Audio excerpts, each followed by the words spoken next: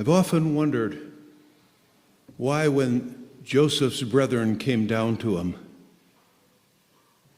he didn't do what I would have done, what you would have done. Boys, it's me, Joseph. I'm your brother. Why didn't he just instantly make things right? Why didn't he throw his arms around his brothers? I haven't seen you for 22 years. Forget it all. Forget all the past. Just, I'm glad to see you.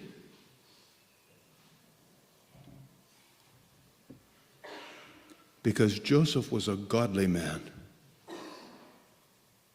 He was Christ-like. He didn't just want to put a Band-Aid on the problem. He didn't just want things right between him and his brother. Forget it. Just forget the past. That's often the way we patch up things. Just put a patch on it. Forget it. I forgive you.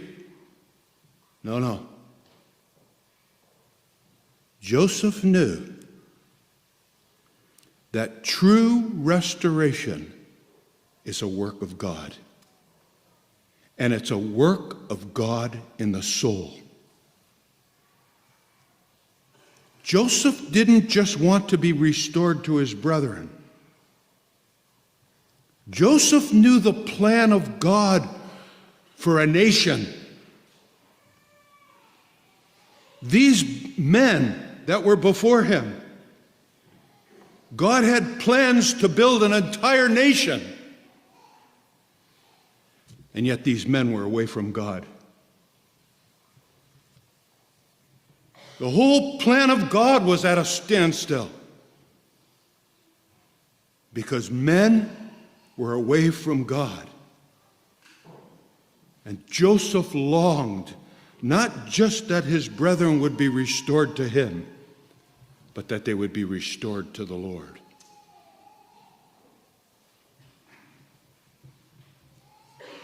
I came to the conference with this on my heart. I didn't know this is the way the conference was going to turn at the end. But I want to speak to you just for a few minutes on He, the Lord, restoreth my soul. In Genesis 42, if you have your Bibles open there, verse 17 says, "And he put them all together in ward, in prison, 3 days. And Joseph said unto them on the third day, This do and live, for I fear God." That must have put fear in those boys' hearts. This king, this kingly man, what's an Egyptian doing fearing God? And those men began to talk one with another because they didn't fear God.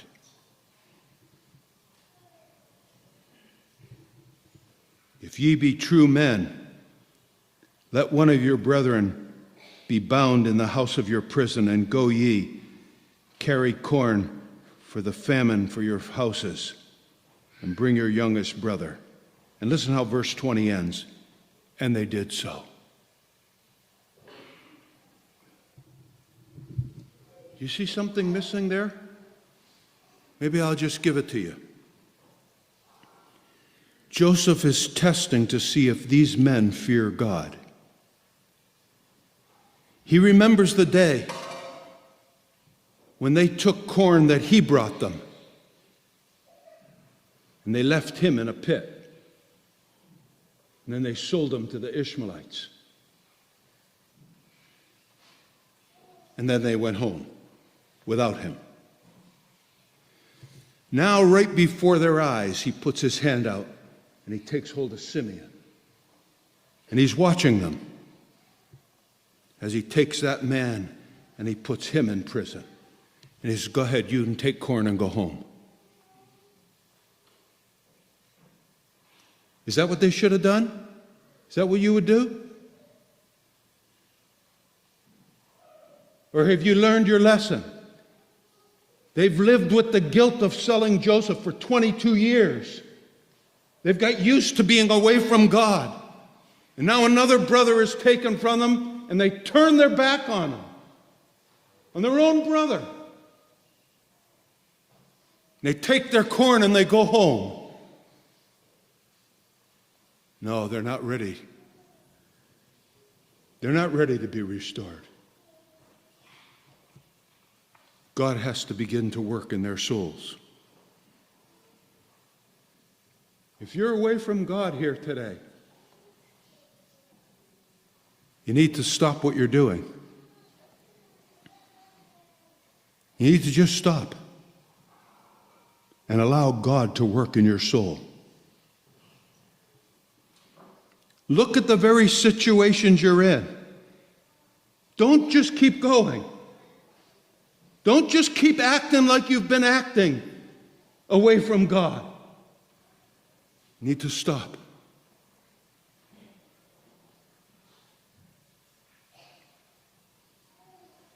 Look at verse 28. And he said unto his brethren, my money is restored, and lo, it's even in my sack. And their heart failed them. And they were afraid, saying one to another, what is this that God hath done? It's the first time they speak about God. They've heard the ruler of the land say, I fear God. And now there begins to creep into their souls fear. Not just fear, but the fear of God. They can see the hand of God in this. God's starting to disrupt their life. God's starting to make them uncomfortable. Do you know that's what we're praying for? If you're away from God, maybe you're not even at this conference and you're listening to it. You're away from God. We're praying that God would put fear in your soul. The fear of God. And you begin to see his hand in the things that are happening in your life. Maybe it's happening with money. Happened with money here. Their money was restored in their sacks. They begin to see the hand of God. You know, when God begins to work, they ask this question, what is this that God hath done to us? That's where you'll start. But if you would honestly ask that on your knees, you'll begin to say this, what have I done to God? What is this that I have done to God?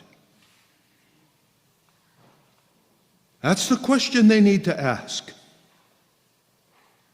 They've been living a lie for 22 years.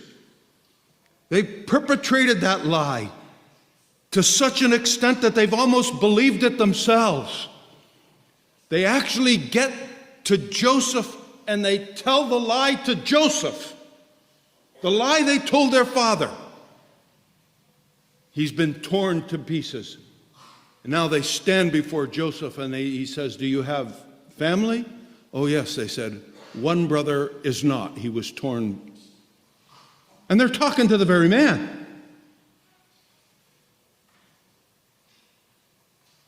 They need to ask, what is this that I have done? Would you be willing to be honest to God? He restoreth my soul. How does he do it? The only way God ever does anything, with honesty. We tell sinners, if you're going to have dealings with God, you must be honest. You must be honest before God. It's not a double standard here. If you're away from God, you need to be honest. What is this that I have done? Ask honestly before the Lord. They're afraid. Look over to the next chapter, please. Actually, chapter 43. Verse 9.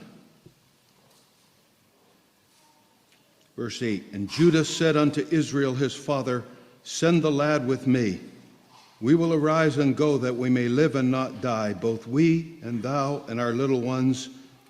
Listen now, verse 9. I will be surety for him. Of my hand thou shalt require him. If I bring him not unto thee, and set him before thee, then let me bear the blame forever.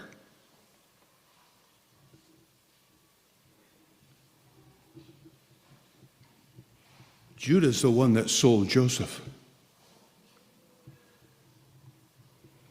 And for 22 years, burning in his soul, he's been bearing the blame. Never spoken about it. Not until he got in prison. Not knowing that Joseph could understand him. Those boys began to talk, and Judah says, Verily we are guilty concerning our brother. When we saw the anguish of his soul, here's a man that God is dealing with. And Judah confesses. Listen to verse number 28 of chapter 44.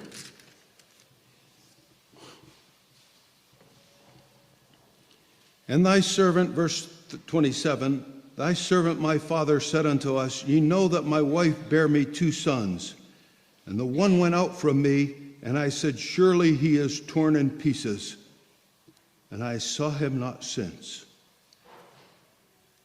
That's Judah telling Joseph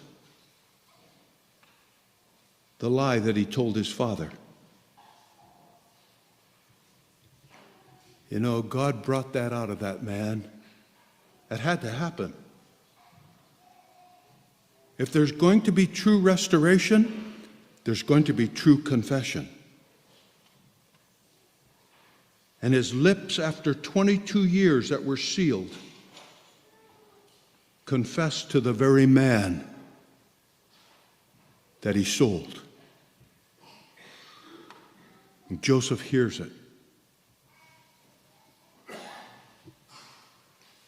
Surely he is torn in pieces. But then he adds this. Now see this boy, Benjamin?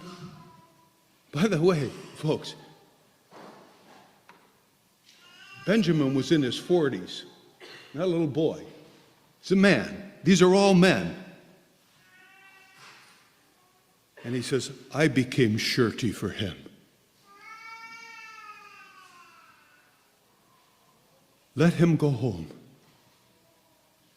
Put me in prison. I became surety. Where did this come from? This is a man that understands there's consequences to my sins, and I'm willing to take them just to be right with God. He was willing to go to prison for the sake of his brother. He has lived long enough with the guilt of selling one brother. Now he's become surety for this one, and he's willing to lay down his life for his brother.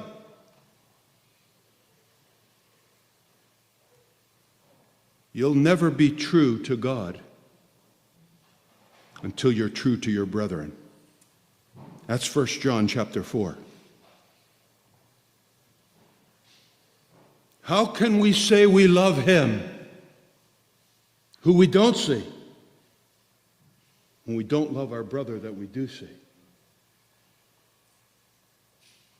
This is a man that God is dealing with in his soul.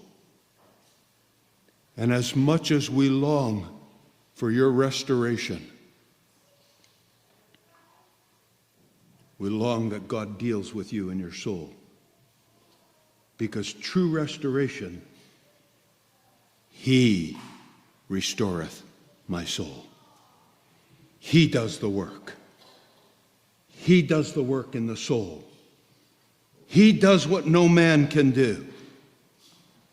Verse 33, now therefore, I pray thee, let thy servant abide instead of the lad, a bondman to my Lord, and let the lad go home with his brethren.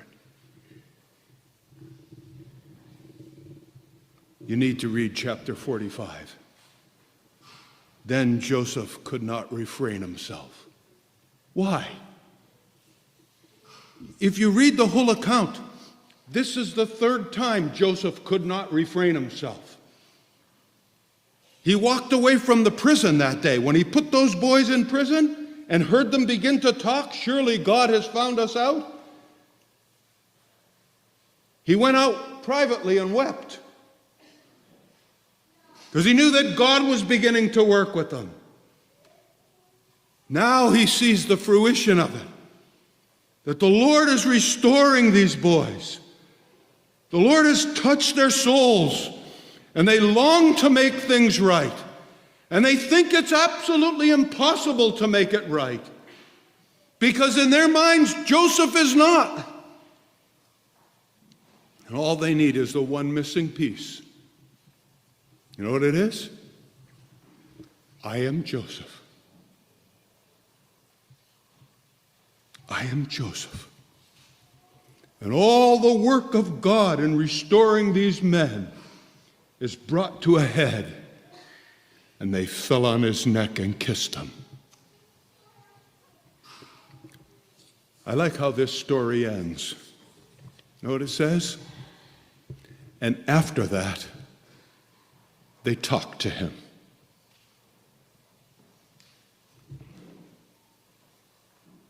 Wouldn't you like to know what they said? I would.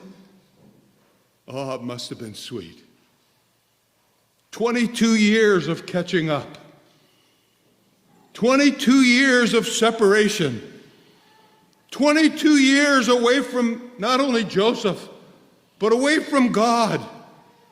There's nothing sweeter when a soul gets saved and the joy. But oh, when a soul is restored, and they already know the goodness of God, and they've already had dealings with God, just to be brought back again, and their lips are opened, and now they begin to talk. Oh, Joseph, I'm making it up, by the way. We remember when God did this. We didn't want to think about it. And we knew it was the hand of the Lord that did it, and we didn't want to think about it. And we knew that, and all the while we were unhappy, and we're trying to eke out the best we. I don't know what they said, but I do know what other believers have said that have been restored. And if you need restoration today, you need to get to the Lord. Brethren can't restore you. It's not exactly what that means when it says, he that restoreth his brother. Yes, your elders can help you. They can be there for you, the same as Joseph was. Joseph restored these boys. Oh, yeah, of course he did. But the Lord did the work in the soul. As we leave this conference today, I think all of us need to admit we could all be a little closer to the Lord. Remember this. He restoreth my soul. Thank God he does.